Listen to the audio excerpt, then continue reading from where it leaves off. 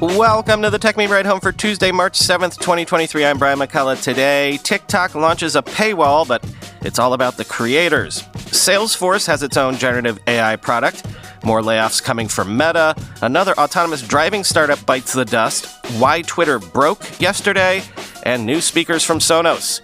Here's what you missed today in the world of tech.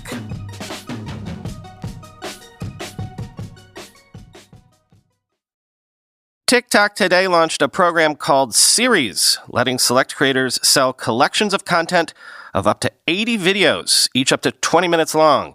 Creators will initially get 100% of earnings from this new product. So this is essentially a paywall model made and sold by creators on TikTok. Quoting Variety, TikTok is opening up a new monetization spigot for creators on the popular short-form video app. With the Series feature available initially only to select creators, users can post collections of premium content behind a paywall that viewers can purchase. Each individual series can include up to 80 videos, each up to 20 minutes long, giving the TikTok community, quote, a new, longer format to watch their favorite creators and content, the company said. TikTok creators can select the price for their series. The content can be purchased via direct in-video links or through a creator's profile page. The company noted that, like all content on TikTok, Series videos must adhere to its community guideline standards. According to TikTok, Series is currently available to select creators, but in the coming months, the company will open up applications for others to enroll. For a limited time, creators will receive 100% of their Series earnings after platform and processing fees, according to a TikTok rep. It's unclear what the revenue split may be in the longer term. Additional TikTok initiatives aimed at compensating creators include the Creator Fund, which pays creators of innovative content on the platform, the TikTok Creator Marketplace for brand and creator collaborations, and the recently announced Creativity Program Beta, currently an invitation-only program that pays creators of, quote, high-quality original content longer than 1 minute a share of ad revenue, end quote.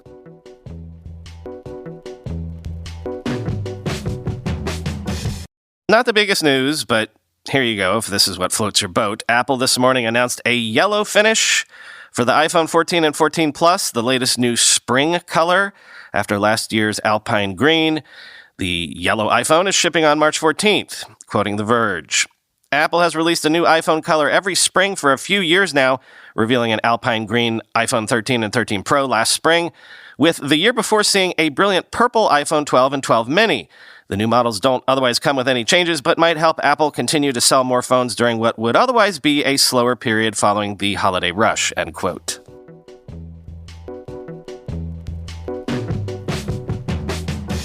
Another day, another one of these. Salesforce has announced Einstein GPT, bringing OpenAI-based generative AI to Customer 360, Slack, Tableau, and its other products using data from its data cloud. Quoting CNBC, one feature Salesforce is rolling out in Service Cloud will be a chat box with technology that can write an answer to a question based on information already stored in Salesforce. Agents can edit the automatically generated response or hit the send button. Salesforce has taken various steps to keep Einstein GPT's capabilities from misinforming people. In addition to the involvement of the human agent, the company has narrowed the field of data that can influence the answer. Both Salesforce and Microsoft are showing off services that can write marketing emails. Microsoft calls the new AI parts of its Dynamics applications Copilot. It's not autopilot, said Charles Lamanna, a corporate vice president at Microsoft. It gives me options, but I am the editor. I choose the option that goes into the campaign, end quote. Salesforce is taking a similar tack and is also touting a new ChatGPT app for Slack that can display information derived from Salesforce. OpenAI built the app and has been using it for the past few months. A spokesperson said during a Monday media briefing, people can sign up to join a waitlist for the Slack app, a Salesforce spokesperson said. Salesforce CEO Mark Benioff is in on the hype. He mentioned AI 14 times on the company's earnings call last week. In combination with our data cloud and deeply integrated with Customer 360, including Tableau, MuleSoft, and Slack, Einstein GPT will open the door to the next level of intelligence and drive digital transformations in our new AI world, Benioff said in a statement about the new offering. Clara Shih, CEO of Salesforce's Service Cloud business, said in an interview, Salesforce started working with OpenAI's language models over a year ago, but the excitement in the space sped up the timeline for giving early access of the new features to customers, end quote.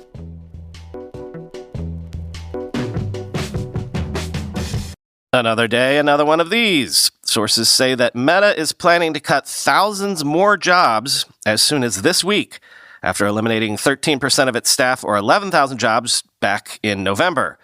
Quoting Bloomberg, the company has been working to flatten its organization, giving buyout packages to managers and cutting whole teams it deems non-essential, Bloomberg News reported in February, a move that is still being finalized and could affect thousands of staffers.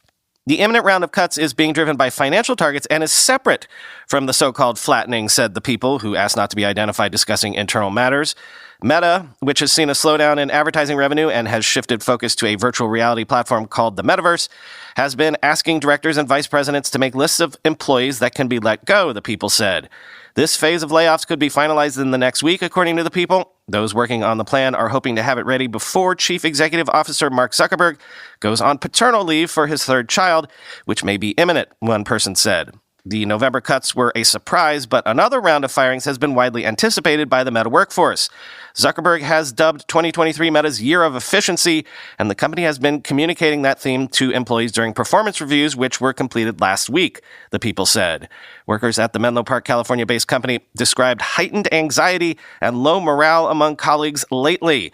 Some employees expressed worry about whether they'd receive their bonuses, which are set to be distributed this month, if they lose their jobs beforehand, the people said, end quote.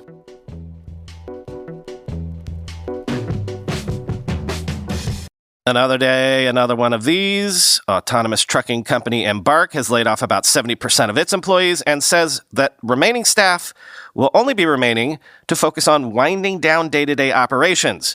So the autonomous driving startups continue to drop like flies lately. Quoting TechCrunch, Embark Trucks, the autonomous trucking company that went public in a 2021 merger with a special purpose acquisition company, or SPAC, is cutting 70% of its workforce and shutting down 2 offices. And the pain may not be over, as CEO Alex Rodriguez noted in an email to employees that the remaining 30% of workers will focus on winding down operations. Unfortunately, after thoroughly evaluating all alternatives, we have been unable to identify a path forward for the business in its current form, Rodriguez wrote, later adding, quote, today, having exhausted all alternatives, we are taking the incredibly difficult step of laying off around 70% of the company and shutting down our SoCal and Houston offices, end quote. The layoffs come more than a month after banking advisory firm Evercore met with various AV companies to explore selling Embark's assets, according to one source. A sale of assets appears to be the next order of business, according to a regulatory filing posted Friday and Rodriguez's email. Embark Trucks was founded in 2016 by CEO Alex Rodriguez and CTO Brandon Moak, and quickly got the attention of investors. Rodriguez and Moak met while working on self-driving technology at the University of Waterloo, where both completed mechatronics engineering degrees. By 2018, the startup had raised about $47 million, but it was the SPAC boom that really delivered the capital, at least for a short time. In 2021, the company agreed to merge with special purpose acquisition company Northern Genesis Acquisition Corp. II in a deal valued at $5.2 billion. Today, Embark Trucks is running short on capital like other companies trying to develop and commercialize autonomous vehicle technology. The company's market capitalization is about $90 million at the end of the third quarter. The most recent quarterly report the company has filed said it had about $190 million in cash and cash equivalents left, end quote.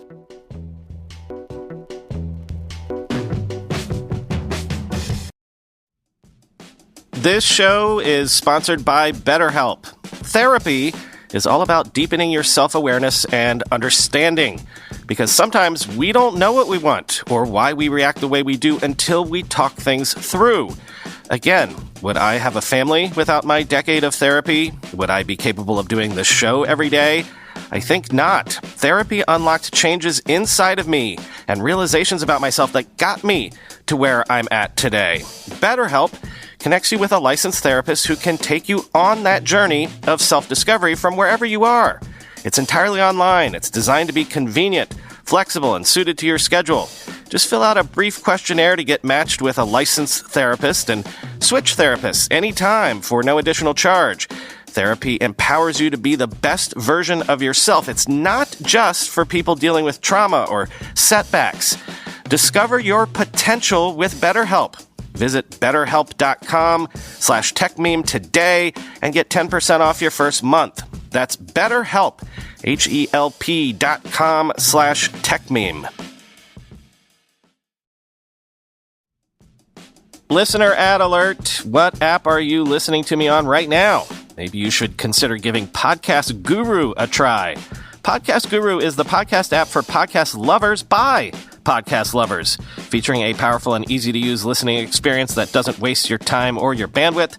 Podcast Guru has been a top-rated podcast app on Android for years, and they recently released a fully native version for the iPhone written from the ground up in Swift by developers that care about getting the iOS experience just right. Podcast Guru focuses on being easy to use while offering powerful features like variable playback speeds, sleep timers, and dark mode. It also supports the latest standards, including Podcasting 2.0, full support for both audio and video podcasts, and Odyssey RSS/video support. Podcast Guru is also the only listening app with full Podchaser integration, putting Podchaser's extensive database of reviews, credits, and playlists at your fingertips. Podcast Guru will install quickly so you can find the shows you want to hear and start listening in 30 seconds or less. Download Podcast Guru for iPhone or Android today. Another day, well, you get the pattern here. You might have noticed that Twitter was down for a while yesterday, and in Platformer, which somehow has carved out a niche for itself reporting on Twitter chaos, Twitter broke after the only site reliability engineer assigned to a project for migrating to a paid API made, quote, a bad configuration change, quote. The change in question was part of a project to shut down free access to the Twitter API, Platformer can now confirm. On February 1st, the company announced it will no longer support free access to its API, which effectively ended the existence of third-party clients and dramatically limited outside researchers' ability to study the network. The company has been building a new paid API for developers to work with. But in a sign of how deep Elon Musk's cuts to the company have been, only one site reliability engineer has been staffed on the project, we're told. On Monday, the engineer made a bad configuration change that, quote, basically broke the Twitter API, according to a current employee. The change had cascading consequences inside the company, bringing down much of Twitter's internal tools, along with the public-facing APIs. On Slack, engineers responded with variations of crap and Twitter is down the entire thing as they scrambled to fix the problem. Elon Musk was furious, we're told, end quote.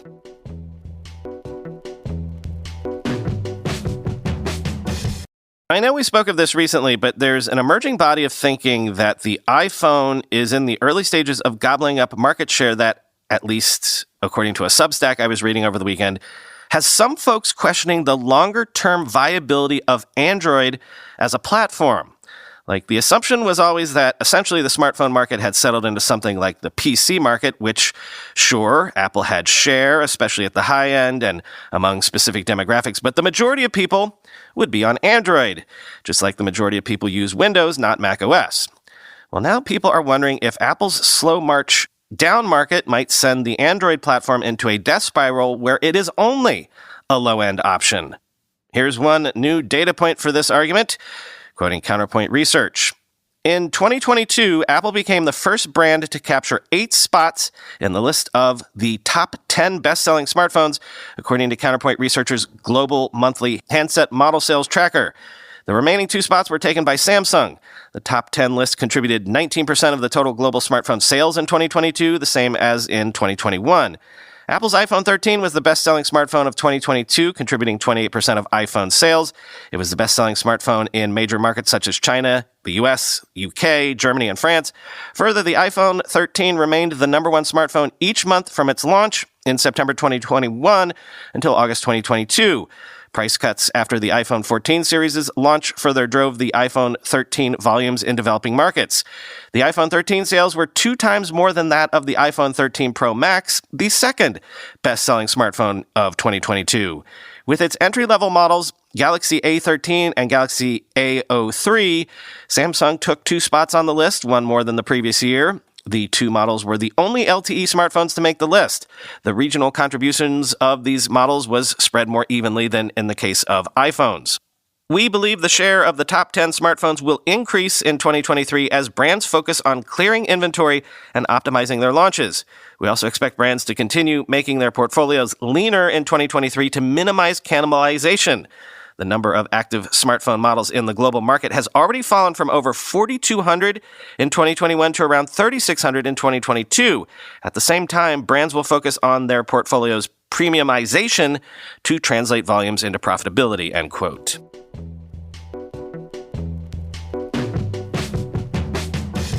Finally today, new speakers from Sonos. Quoting The Verge, after months of leaks and some recent coordinated teases from the company itself, Sonos is finally officially announcing the Era 300 and Era 100 speakers. Both devices go up for pre-order today. The Era 300 costs $449 and the Era 100 is $249, and they'll be available to purchase in stores beginning March 28th. As its unique design makes clear, the Era 300 represents a completely new type of speaker for the company. It's designed from the ground up to make the most of spatial audio music and challenge competitors like the HomePod and Echo Studio. The Era 100, meanwhile, is a follow-up to the Sonos One smart speaker that should offer substantially better sound quality at a slightly higher price. Both products support Bluetooth playback and USB-C line-in audio via an adapter, providing Sonos customers with more flexibility in how they listen. Having seen it up close, I think the Era 300 plays better in person than in marketing photos, where it has a way of appearing bigger than it really is. Measuring 6.3 inches high, 10.24 inches wide, and 7.28 inches deep, it fits just fine on a bookshelf without calling much attention to itself. A little large for a bedside table, perhaps, but between these two things, you get the idea. Inside the Era 300 are 6 drivers. The speaker's 4 tweeters point forward, left, right, and up, while a pair of angled woofers handle low-end output. That architecture is meant to spread sound over the room regardless of whether the current track is in stereo or spatial audio. Thankfully, Sonos won't be forcing virtualized spatial mixes on your stereo content. The Era 300 respects whatever original format is being played, though it does use the added drivers for greater stereo presence. Sonos will support spatial playback from both Apple Music and Amazon Music at launch. That makes it the first third-party smart speaker to natively play Dolby Atmos tracks from Apple. As for home theater, 2 Era 300s can serve as multi-directional rear surrounds, and that includes upwards-firing Atmos height channels for the first time. At $900 for a pair, it is an expensive proposition, but if you're willing to invest in an ARC, Sub, and 2 300s, Sonos says you'll end up with a 7.1.4 system. The $249 Era 100 is an improved Sonos One on multiple fronts. It's slightly larger and more rounded, but bigger changes await inside. It now has 2 tweeters for proper left and right stereo reproduction. Obviously, you can't expect miracles in terms of separation from a speaker this small, but at least you shouldn't notice anything getting lost in the mix, which could happen with the One. Sonos tries to enhance sound dispersion further with custom waveguides, and the woofer has been enlarged for more powerful bass response than the One was capable of. The Era 100 is technically replacing the Sonos One in the company's product lineup, but the latter isn't being discontinued immediately. Sonos wants to give current owners more time to buy another one for a stereo pair, for example. And since there's a physical switch for shutting off the mics on both new eras, Sonos isn't yet offering a cheaper SL model of the Era 100, so the One SL will retain some unique value while supplies last, end quote.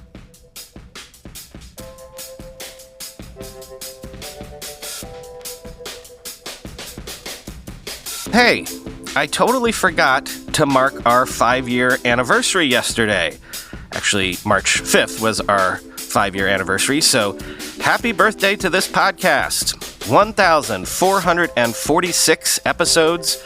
Counting this one, that means somewhere north of 65 million downloads lifetime, though the numbers are somewhat murky because of the number of times we changed hosts. But, thank you. Thanks as always for spending a half a decade with me. Here's to 5 more years or more. Talk to you tomorrow.